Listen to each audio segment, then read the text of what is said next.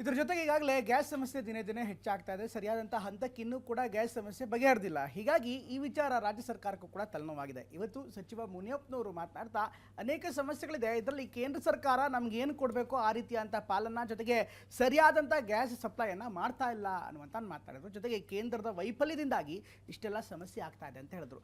ಆದರೆ ಇದಕ್ಕಿಂತ ಮಹತ್ವದ್ದಾಗಿ ಅಂತ ದಿನೇಶ್ ಗುಂಡೂರಾವ್ ಅವರು ಕೂಡ ಔಷಧಿಗಳು ಈ ಮಧ್ಯಪ್ರಾಚ್ಯ ಬಿಕ್ಕಟ್ಟಿನಿಂದಾಗಿ ಸಪ್ಲೈ ಆಗ್ತಾ ಇಲ್ಲ, ಮೆಡಿಸಿನ್ಗಳು ಸಿಗ್ತಾ ಇಲ್ಲ ಅನ್ನುವಂಥ ಮಾತನ್ನು ಹೇಳ್ತಿದ್ದಾರೆ. ಹಾಗಾದರೆ ಮೆಡಿಸಿನ್ ಕ್ರೈಸಿಸ್ ಏನಾಗ್ತಾ ಇದೆ, ಸಪ್ಲೈ ಯಾವ ರೀತಿ ಇದೆ ನೋಡೋಣ.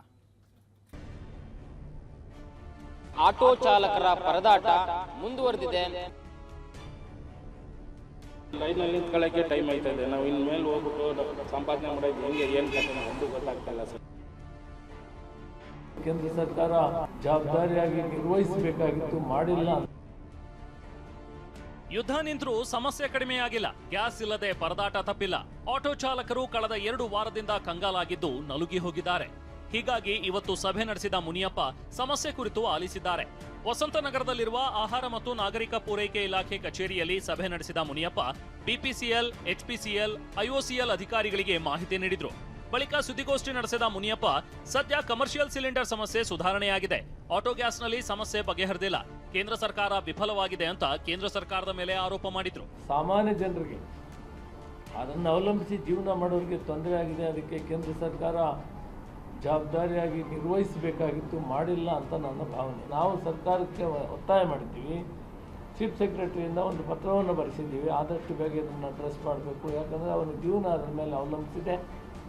ಆದ್ದರಿಂದ ಅದು ಆದಷ್ಟು ಬೇಗ ಇದಕ್ಕೆ ಪರಿಹಾರ ಕಂಡುಹಿಡಬೇಕಂತ ಕೇಂದ್ರ ಸರ್ಕಾರವನ್ನು ಒತ್ತಾಯ ಮಾಡ್ತಾ ಇದ್ದೀವಿ. ಕಮರ್ಷಿಯಲ್ ಸಿಲಿಂಡರ್ ವಿಷಯದಲ್ಲಿ ಸ್ವಲ್ಪ ಸುಧಾರಣೆ ಆಗಿದೆ, ಆದರೆ ಆಟೋ ಗ್ಯಾಸ್ನಲ್ಲಿ ಸಿಲಿಂಡರ್ ಆಗಿಲ್ಲ. ಈಗಾಗಲೇ ಕರ್ನಾಟಕ ಸರ್ಕಾರ 6ನೇ ತಾರೀಕು ಚೀಫ್ ಸೆಕ್ರೆಟರಿಯವರು ಒಂದು ಪತ್ರವನ್ನು ಕೂಡ ಬರೆದಿದ್ದಾರೆ. ಅದರಿಂದ ನಾವು ಕೂಡ ಪತ್ರ ಬರೆದಿದ್ದೀವಿ. ಆದರೂ ಕೂಡ ಇಲ್ಲಿವರೆಗೂ ಕೇಂದ್ರ ಸರ್ಕಾರ ಅದಕ್ಕೇನೂ ಉತ್ತರ ಕೊಟ್ಟಿಲ್ಲ. ಮಧ್ಯಪ್ರಾಚ್ಯದಿಂದ ಆಮದಾಗ್ತಿದ್ದ ಕೆಲ ಔಷಧಿಗಳ ಪೂರೈಕೆ ಆಗ್ತಿಲ್ಲ ಅಂತ ಆರೋಗ್ಯ ಸಚಿವ ದಿನೇಶ್ ಗುಂಡೂರಾವ್ ಹೇಳಿದ್ರು. ಸಮಸ್ಯೆ ಅಂತ ಹೇಳಿದ್ರೆ ಈಗ ಸಹಜವಾಗಿ ಸಮಸ್ಯೆ ಆಗುತ್ತೆ. ಯಾಕೆಂತ ಹೇಳಿದ್ರೆ ಕೆಲವು ವೆಸ್ಟ್ ಏಷ್ಯಾದಿಂದ ಬರುವಂಥ ಔಷಧಿಗಳು ಸಪ್ಲೈ ಸ್ವಲ್ಪ ನಮ್ಮ ಒಂದು ಸರ್ಕಾರದಲ್ಲಿ ನಮ್ಮ ಮೆಡಿಕಲ್ ಸಪ್ಲೈಸ್ ಕಾರ್ಪೊರೇಷನ್ ಟೆಂಡರ್ಗಳು ಕರೆದಿದ್ದೀವಿ. ಅವ್ರು ಸ್ವಲ್ಪ ಸಮಯ ಕೇಳ್ತಾ ಇದ್ದಾರೆ. ಪರ್ಚೇಸ್ ಆರ್ಡರ್ಗಳೆಲ್ಲ ಕೊಟ್ಟಿದ್ದೀವಲ್ಲ, ಅವ್ರಿಗಿನ್ನೂ ನಮಗೆ ಡೆಲಿವರಿ ಮಾಡೋದಕ್ಕೆ ಈಗ ಸದ್ಯಕ್ಕೆ ಆಗ್ತಾಯಿಲ್ಲ, ಇನ್ನೂ ಒಂದು 30 ದಿವಸ ಸಮಯ ಕೊಡಿ ಅಂತ ಅವ್ರು ಕೇಳ್ತಾ ಇದ್ದಾರೆ.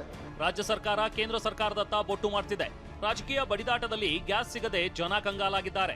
ಬೆಂಗಳೂರಿನ ಚಾಮರಾಜಪೇಟೆಯಲ್ಲಿ ಆಟೋಗಳ ಸಾಲು ಮುಂದುವರೆದಿದೆ. ಭಾರತ್ ಆಟೋ ಎಲ್ಪಿಜಿ ಬಂಕ್ ಮುಂಭಾಗ ಕಿಲೋಮೀಟರ್ ಗಟ್ಟಲೆ ಕ್ಯೂ ನಿಂತಿವೆ. ಆಟೋ ಎಲ್ಪಿಜಿ ಗ್ಯಾಸ್ಗಾಗಿ ಬಂಕ್ಗಳ ಮುಂದೆ ಕ್ಯೂ ನಿಲ್ತಕ್ಕಂಥದ್ದು ಮತ್ತೆ ಕಂಡು ಬರ್ತಾ ಇದೆ. ನನಗೆ ಸದ್ಯಕ್ಕೆ ಬೆಂಗಳೂರಿನ ಚಾಮರಾಜಪೇಟೆ ಬಳಿ ಇರ್ತಕ್ಕಂಥ ಭಾರತ್ ಪೆಟ್ರೋಲಿಯಂ ಎಲ್ಪಿಜಿ ಬಂಕ್ ಬಳಿ ಇದ್ದೀನಿ.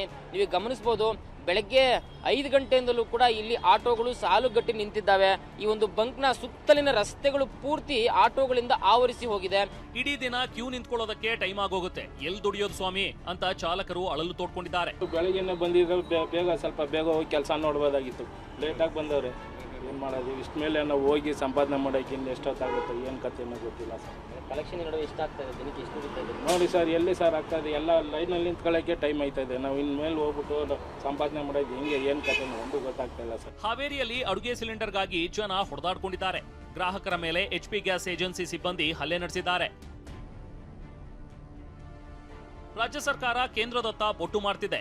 ಪತ್ರ ಬರೆದಿದ್ದೀವಿ ಅಂತ ಆಟೋ ಚಾಲಕರನ್ನ ಸಮಾಧಾನ ಪಡಿಸೋ ಕೆಲಸ ಮಾಡ್ತಿದೆ. ಆದ್ರೆ ಈ ಸಮಸ್ಯೆ ಯಾವಾಗ ಬಗೆಹರಿಯುತ್ತೆ ಅನ್ನೋದು ಮಾತ್ರ ಚಾಲಕರಿಗೆ ಉತ್ತರ ಸಿಗದ ಪ್ರಶ್ನೆಯಾಗಿದೆ. Bureau report, TV9.